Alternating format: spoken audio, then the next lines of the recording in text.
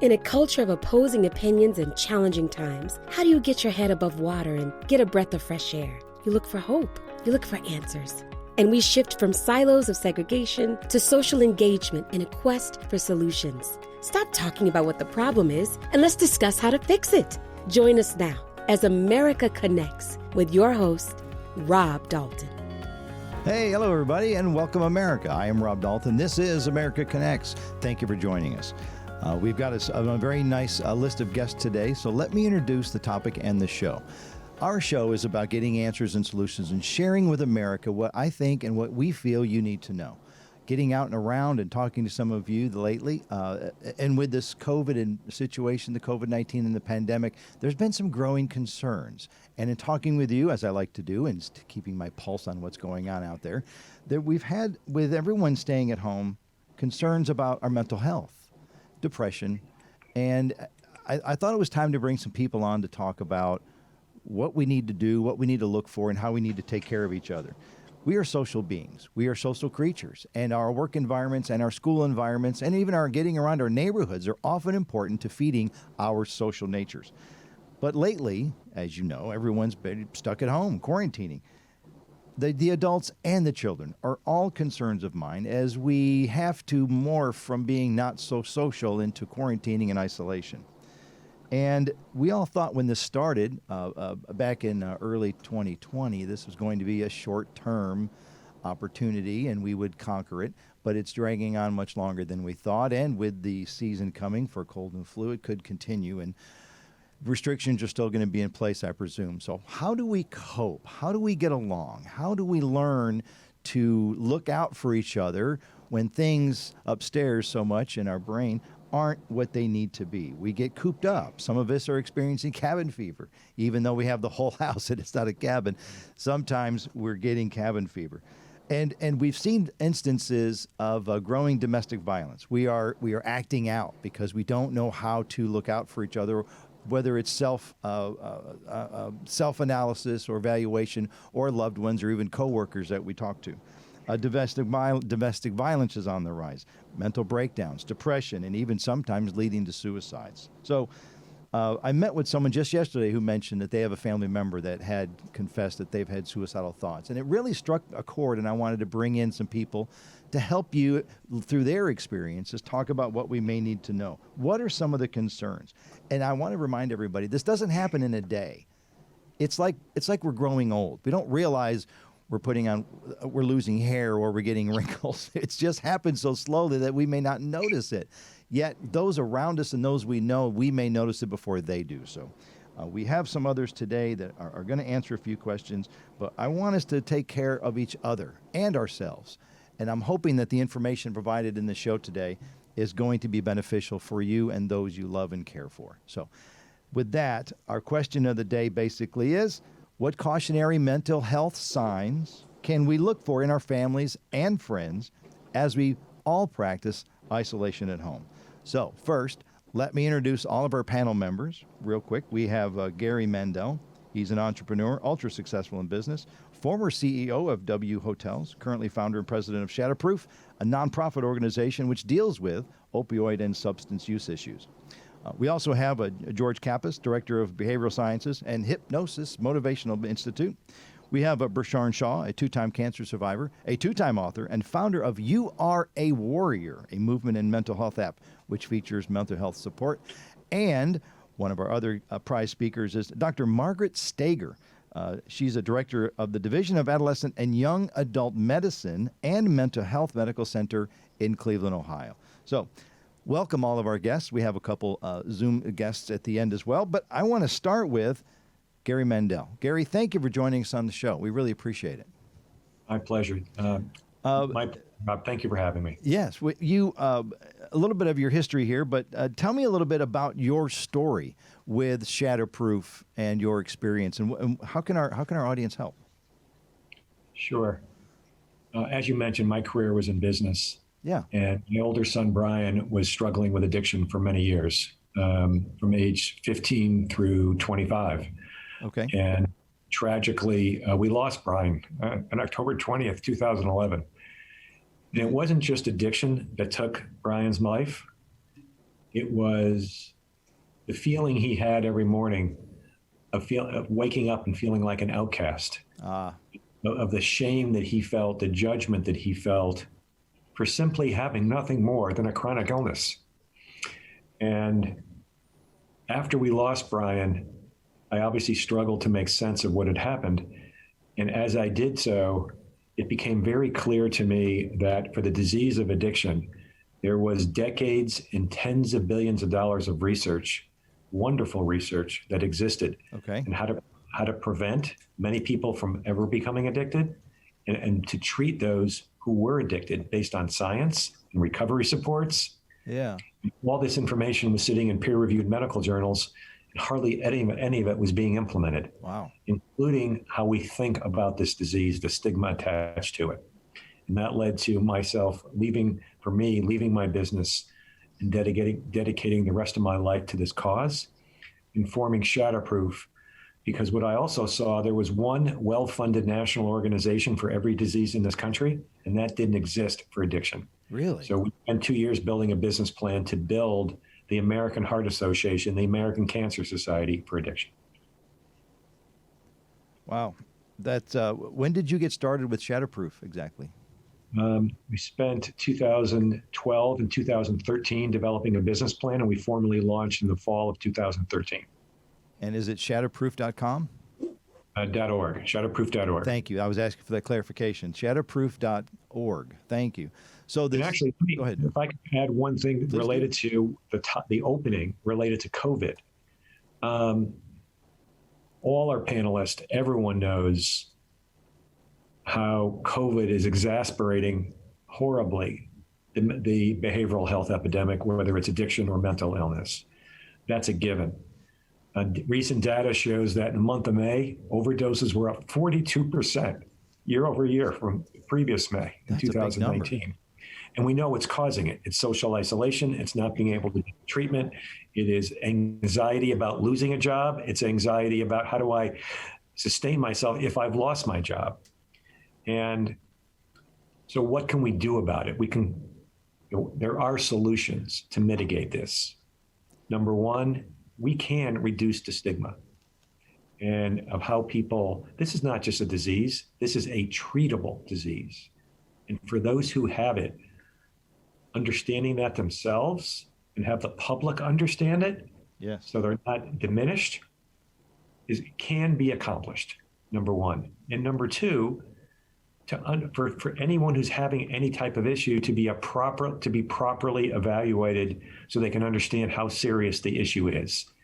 And we just published a little over a month ago a resource for families to do that. Good. It's on treatmentatlas.org. And the first thing that will show up on that website is take an assessment. It's 13 simple, consumer-friendly questions that were developed by the American Society of Addiction Medicine. Okay. That will provide a recommendation of what level of care that person may need, whether it be hospitalization, residential, outpatient, or maybe not care, just an intervention. And so instead of me giving a thought on what to look for, go right to that assessment. It's treatmentatlas.org. Take the assessment. It's 10 minutes, 13 questions, and that will assess the person versus me giving it to you unscientifically, where that is based on science built by the American Society of Addiction Medicine. I like that you mentioned the website again because I was going to ask you, treatmentatlas.org. Correct. Good, thank you. So the big crisis in your life back then with your son really totally pivoted you into a shift of awareness for others, not just yourself. It's not awareness. It's using, if I can edit that a little bit. Go ahead, please do. To building an organization that would be run like a business with 3 pillars of work. Okay. Number one, transform the treatment system in the United States. Number two, provide information and support to families, which we didn't have.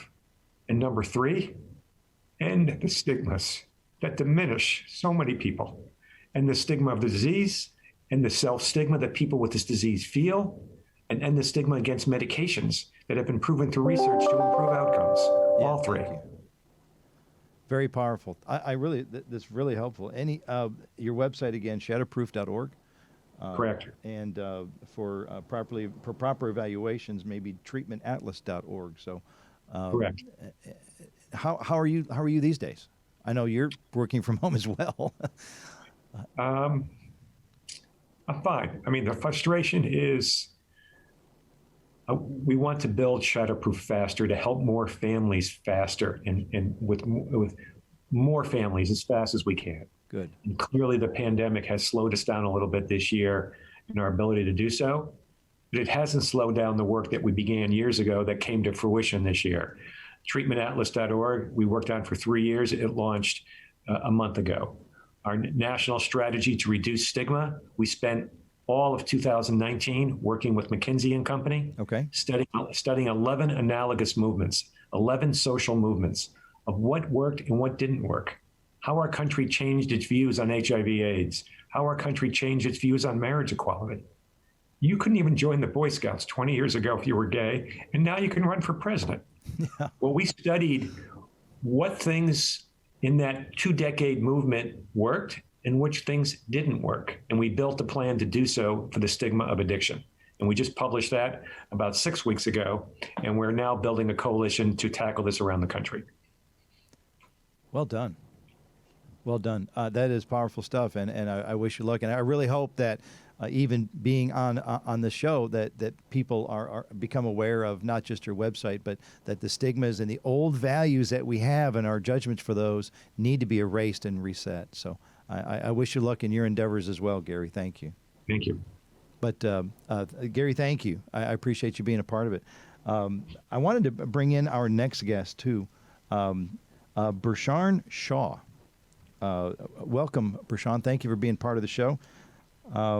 We did an early introduction on yourself, but I wanted to... Hi.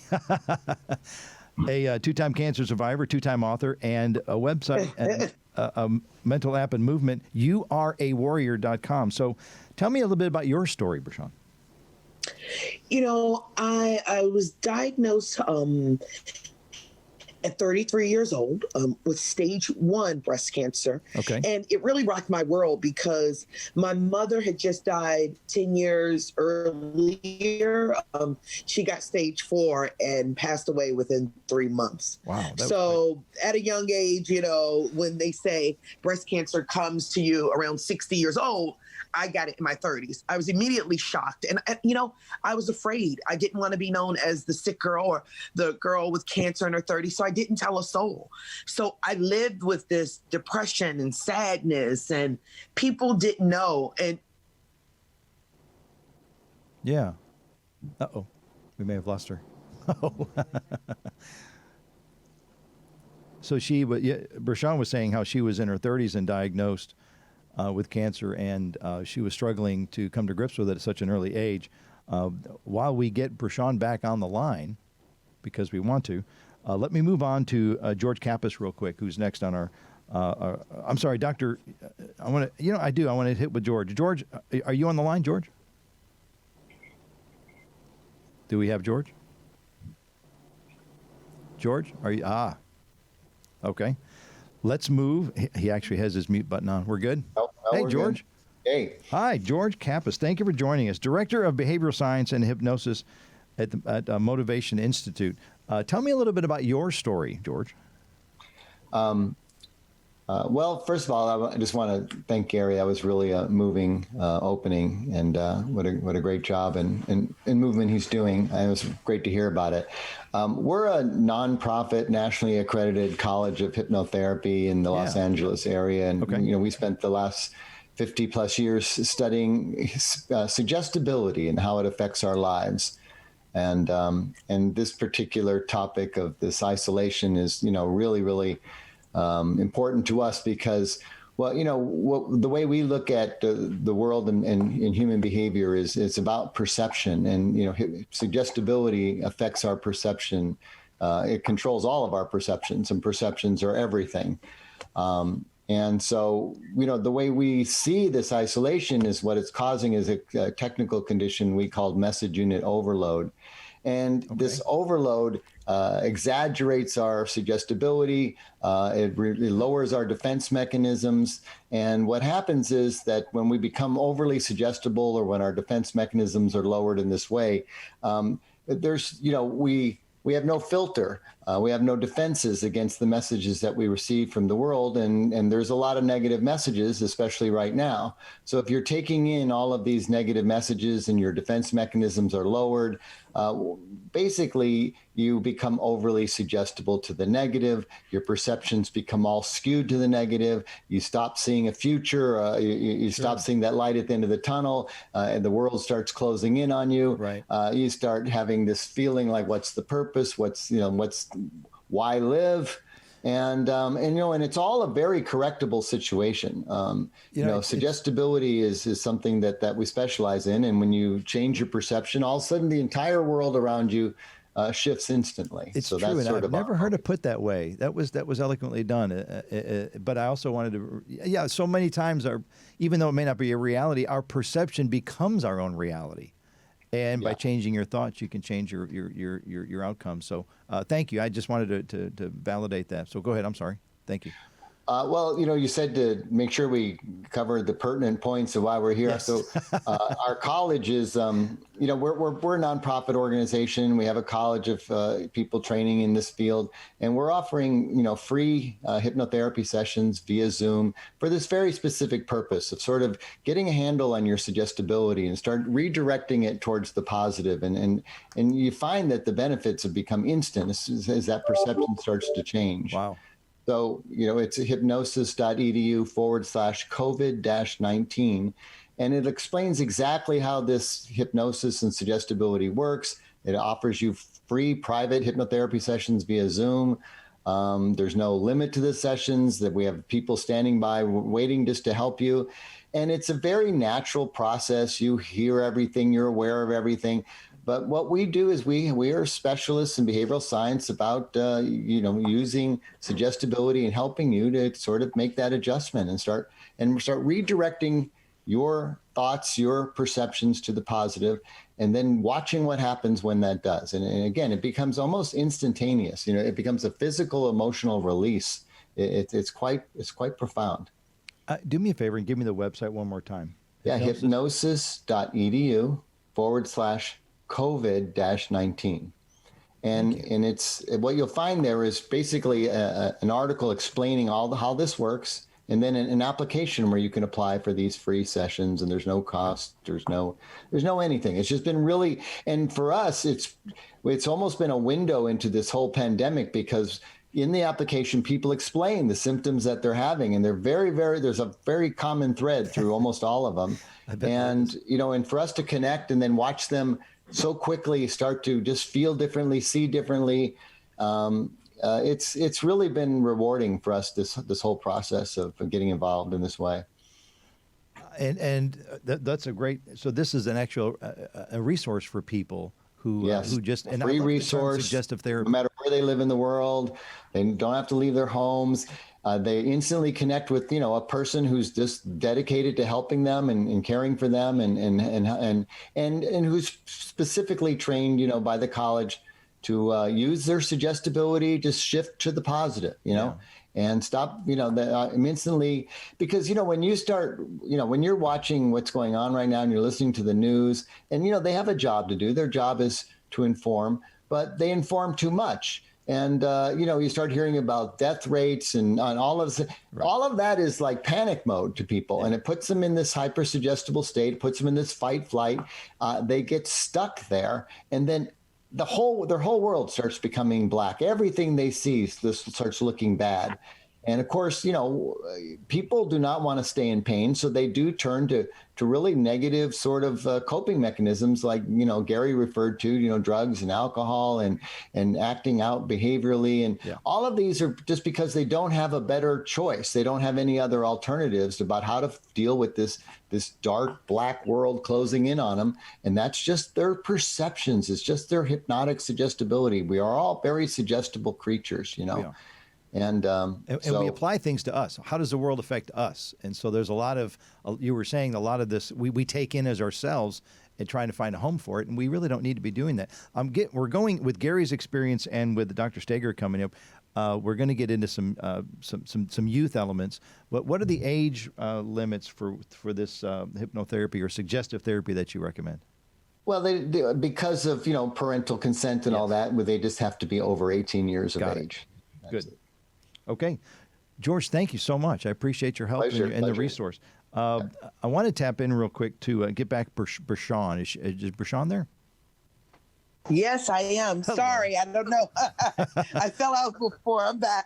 Welcome How are back. you? We lost you as you were talking about how you were in your 30s with an early diagnosis in your life, and you were trying to cope with that realization. That's where we lost you.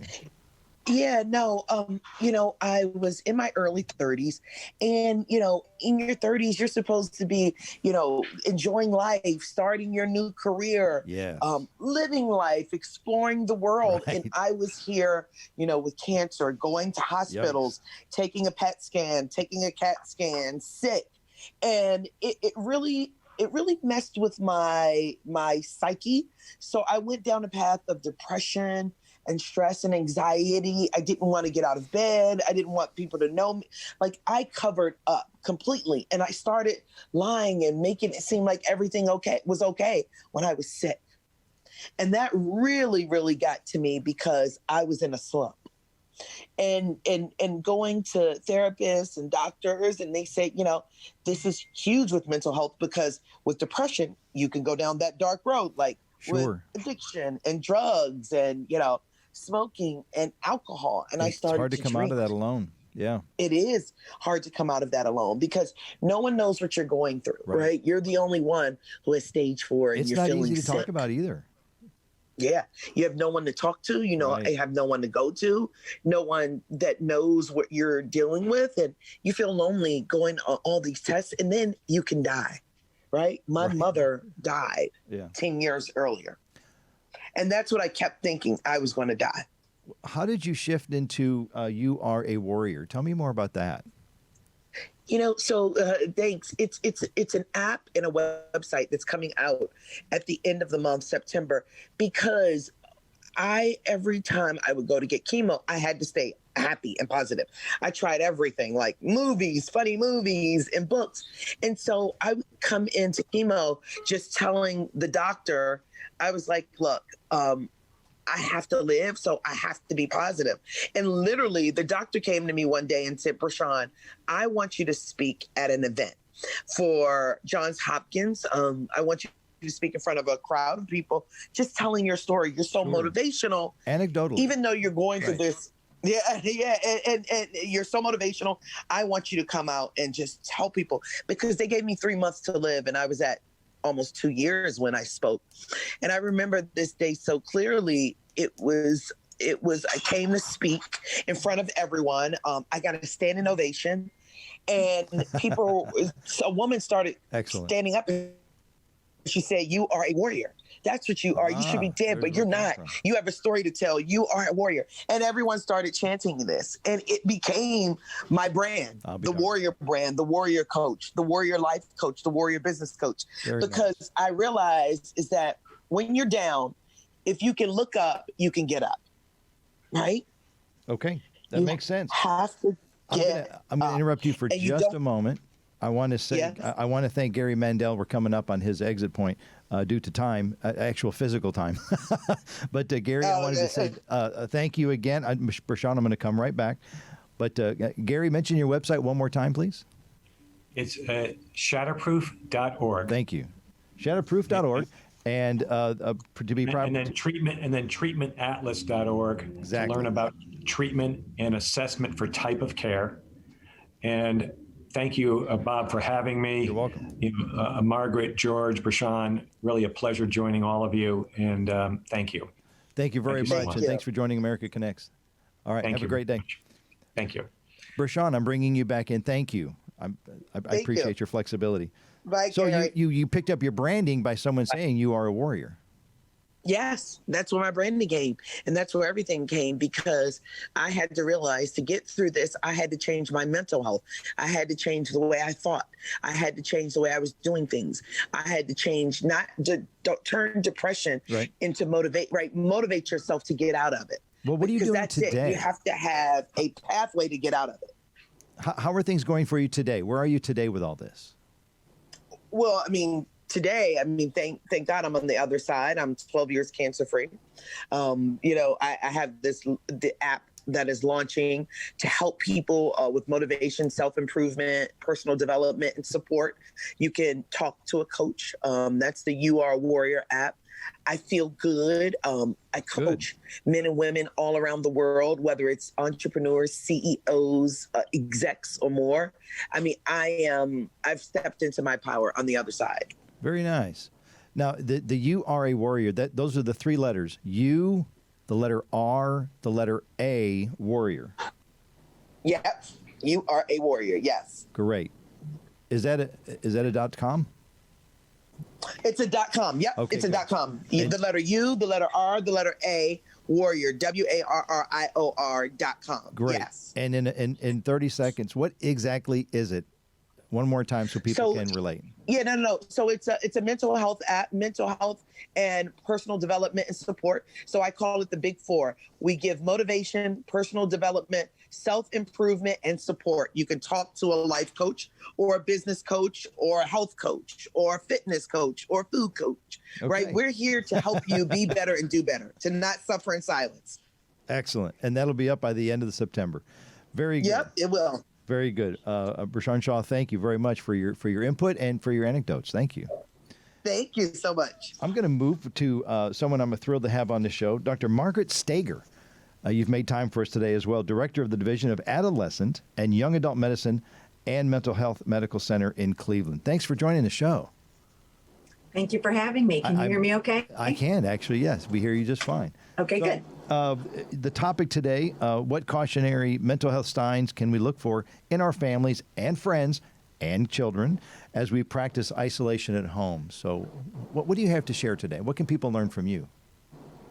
Well, first of all, I want to thank you for having me on the show. I think this is a really, really important topic. And I want to remind everybody that September is Suicide Prevention Month. Oh. So there's a lot of campaigns going on nationally through a lot of professional organizations to raise awareness to just this topic. So you're right on target with this. So thank you. Lucky for all of us. My area of specialty is adolescent and young adult medicine. So I see teenagers and also young adults up to the age of 26. So when I think about mental health concerns, I really think of them very separately because the adolescent typically is living at home and the young adult might be living at home or might be living at college or might be on their own. So I'd like to talk about them separately. And I'd like to begin with the teenager. Now, one of the things we know about teenagers is they're going through a very dynamic developmental time. It can be normal for them to want alone time, to want private time, to have time in their bedroom, to decompress from the day or whatever. Sure. Yep. But what we're trying to distinguish here for parents and for the loved ones is, when does this become a problem? What is the difference between boredom, loneliness, and depression? They can look somewhat similar in an adolescent. I always remind parents, you know your son or daughter best. Is there something of concern? So things to watch for are changes in behavior, sleeping too much, sleeping too little, eating too much, eating too little, not engaging at all with the family, staying to themselves, staying separate, not engaging with their friends, not engaging with their normal pleasurable activities, such as playing their music or doing their artwork or perhaps walking the dog. Hobbies. These are all signs that something might be askew. Yeah. And I like to also, go ahead. Those can happen both rather quickly sometimes, like in the course of a week, or they can happen gradually. So just remain aware is what you're saying. Yeah. Remain aware, exactly. And right now we don't have the normal typical school schedule. Not all schools are back to in-person classes. Right. And so we have this hybrid where the teenager might have time in their room hanging out or whatever, and then they're supposed to, get up, go to school on the computer, which might be a whole new experience for the whole family, not just for the teenager. And so it's watching to see, can they get on schedule? Can they pay attention for their classes? Are they doing their work? Do they seem to be engaged? Those are some of the things we would watch for. And I like to also remind parents that depression isn't always sadness. Okay. For example, yeah, thank you. Go with young men, it can be seen as irritability. Or with some young men, it can be anger or frustration. With girls, it might be what we call volatility or kind of a hot temper.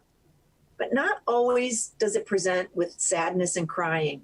It can also present as what I call flatness or blah, just kind of, I'm not interested in anything. Everything looks pretty boring to me. You might hear that a lot. I'm bored. I'm bored. Yeah, like a withdrawal. Or sort of a disengagement. Yes. And that's, I can see where that's tough with young adults and teens, because they're still finding their way, and sometimes they become antisocial. So just being aware and asking questions, maybe. That's exactly right. And I always remind parents and teenagers, they can contact a trusted adult anytime.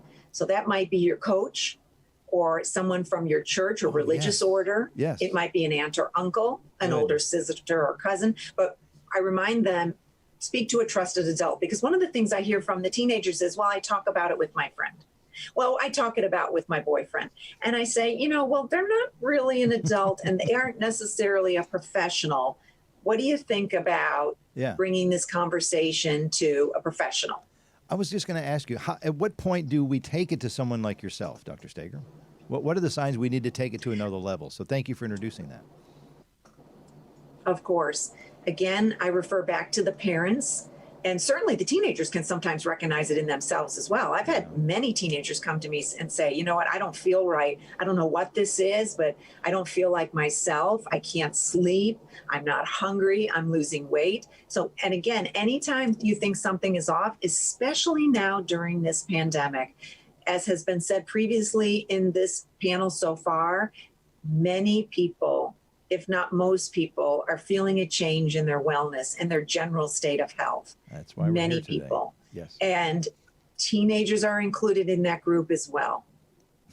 So yes, I would recommend give your pediatrician a call. Yeah. And if your pediatrician doesn't specialize in teenagers, speak with an adolescent medicine specialist. But Rob, you asked us specifically to address what to do. I remind everyone there are things you can do. I think there's a lot to be said for what sparks joy for each individual. Ask them what would bring you happiness. Is it your guitar?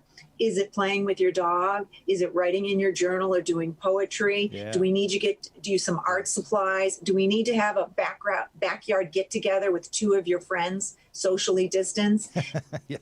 Sometimes the parent might need to guide the teenager and help them with that. And usually once they're kind of given the tools for that, the teenager can often take right off and do that. But I want to remind parents that they play an important role as regard to being a role model. Guidance. And yes. I do remind parents to, please check in with yourself, because if you yourself are not feeling well, or you yourself are withdrawn or showing signs of depression or anxiety, that you set the tone for the household.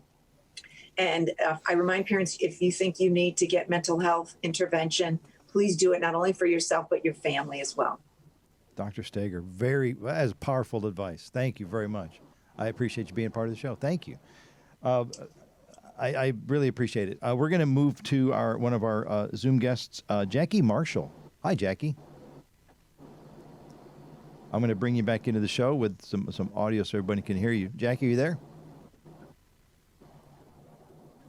There she is. Hi, Jackie. Oh, are we working on a microphone here? That's fine. We have Jackie, and then a gentleman I'm bringing up next is Danny. Hi. Hi, Danny. Jackie, are you there? Oh. Okay, I'm going to move to Danny real quick. We've got audio with Danny. Danny, hi, welcome to the show. Hey, how you doing? I'm great. Thank you for joining America Connects. I wanted to ask you, the question today is what mental health signs and what can we look for in our families and friends as we practice as isolation from home as a concern with mental health during isolation. What can you share with us today in your experience? So you're asking about what are the signs that you can pay attention to? Your experiences, and what have you dealt with yourself in the work at home and being cautionary with others' mental health? Have you had any experiences? Yeah, I mean, I live in Los Angeles, okay. So I'm an actor and a writer, so the entertainment industry is, pretty much shut down. Yeah, yes. So that's not swell. So yeah, it's just for me personally, I was making a lot of different little videos that dealt with mental health, a lot of self-talk. That's actually what I titled the series. Okay. And it was just trying to do it in a comedic way, but it was very honest. So that's what I was doing at first. For me, it's making a decision. It's the all or nothing thinking of what to do now. Okay. Because right now, like I said, the industry's kind of shut down. So I need to have some more money come in. And for me, and my anxiety and depression comes from, do I want to keep pursuing the path that I'm on, or do I need to change? Okay. It's a time for a shift. Right. Go ahead. How have you? So you're in the middle of that shift and change in life. How are you coping? Are you reaching out to friends or family, or how are you getting by with this isolation yourself? I'm trying. I definitely reach out to friends a lot and family when I can. Coping. I've been going to the beach a lot. I've been taking lots of hikes and walks. Getting out. Yeah. Trying to get out, of course, socially distanced with my mask. And that's how I've been trying to cope with it. Yeah. So, as with everybody, it's ups and downs. Were the videos you did were they rather cathartic? Were they kind of therapeutic for you to voice some of the things you were going through? 100%. Yeah. Yeah. Cause I used to have a series that I did, cause I have OCD. So I did a whole series, a few years ago, a web series about, obsessive compulsive disorder. And again, I did it with a bit of a comedic lens, but it's also very poignant. And there's, some sad moments in there too, because it's real. And I want people to laugh and have fun. Sure. But I also want to teach as well. And that's why I like doing those. Even these 1 minute videos I've been doing, I got so many responses saying, this is exactly my brain, which is, what I want to hear. Yes. Well, not for them personally. That's awful. But they can relate. But it's nice that A, I'm not alone. And then B, that it struck a nice nerve with people. You bet. And it's not just completely depressing. Hopefully it makes people laugh. So there's still some hope, Yeah. Even if you just share it with family, it doesn't have to go worldwide. Let everybody It'd be nice. Yeah. But letting everyone in a little bit, being a little vulnerable can be very powerful. It is. I'm not someone who, if you want to talk to me, I guess, even though I'm doing it now, if you want to talk a one-on-one, I can open up to you. But I much prefer doing it artistically. I get it. I can hide just a little bit of myself. Yeah. There's a bit of a layer there. A little bit of a mask. Sure. Yep. Danny, thank you for being part of the show and being so open and honest. I appreciate that. Yeah.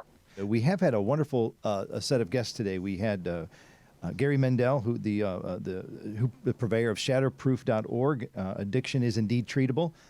He also offered to be properly evaluated on online resources, treatmentatlas.com. Brashawn mentioned a warrior, yourawarrior.com. It's an app and a movement and a website coming up this month. George Kappas with hypnotherapy talked about suggestive therapy. Dr. Margaret Stager talked about teens and adolescents and what we can look for, as well as with young adults. And Danny Jordan was able to use some self-promoting videos, actually, to help deal with some and share some of his concerns as well. Going back around real quick, Dr. Stager, thank you again. Any final comments? Yeah, the final comment that I would like to remind everybody is that it's okay to be struggling with your feelings right now. A lot of people are going through this, and I highly recommend that you reach out to a trusted adult, a trusted professional. Perhaps it's your family doctor, your pediatrician, your coach, or someone else in your community, such as a religious leader, but that this is very common. Don't let anybody tell you otherwise, and it's very treatable. It is. It is. Thank you. George Kappas, suggestive therapy. Thank you for being part of the show. Any closing commentary? Well, just that everyone needs to remember there's really two diseases out there. One is the COVID-19, and the other one is the disease of perception, that our perceptions control and affect our realities. And that, we do want to offer free private hypnotherapy sessions in the convenience of your own home via Zoom. It's absolutely free, and it's at hypnosis.edu/COVID-19. That's hypnosis.edu/COVID-19, and have a trained professional connect with you and work with you for a series of weeks to help you get that perception moving in a positive direction. It is powerful. Thank you, George. And Danny, thank you for being part of the show. Any closing comments? Yeah, for me, if you can try to find a creative outlet, doesn't have to be making videos, whether it's writing down in journal entries, anything, just to try to get some of those feelings out, because you will find that you're not alone, and not being alone in the struggle means a lot. So you're right. Maybe give that a try. And that's the thing I heard as a purveying message through all this is you may feel alone, but you're not. There are people that care about you, and you may not even realize how much they care until you ask. You are not alone. Reach out and talk to somebody. Ask for help. It's not a weakness. People want to help each other. Sometimes they just don't know when that door is going to be opened. So thank you, all of you, for being a part of the show. I hope, as an audience, that you too felt it was a powerful show. I was really touched and moved by some of the personal stories and anecdotes people shared, and how much they care as a professional. It is a powerful thing. I hope you learned something. Maybe a lot to help you actually help yourself, but to let's take care of each other. America, we need to stay connected. We really do. And looking out and helping each other, it is powerful. And we are in this together. And I wanted to thank everybody once again. Wrapping up, I wanted to thank getcovered.com. It's a conglomerate website for those needing health insurance and medical coverage, one of our sponsors. Get Covered helps simplify finding health coverage and straightforward answers, and helps to compare our options to find the plan that works best for you. You can use the website or call them on the phone to find the best health plan for you and your situation. Anywhere from the government health websites to standard coverage providers, getcovered.com, your one-stop shop health coverage experience. And again, Children's Miracle Network Hospitals, over 170 hospitals nationwide around the country, helping and dedicated to providing health care and healing for our children everywhere. So thank you. Once again, thank you for being part of the show. We hope we open up your empathetic channel and are willing to help yourself. Self-care is important, but let's keep an eye on each other as well. Thank you. Remember, America, stay connected. I'm Rob Dalton. Have a great day.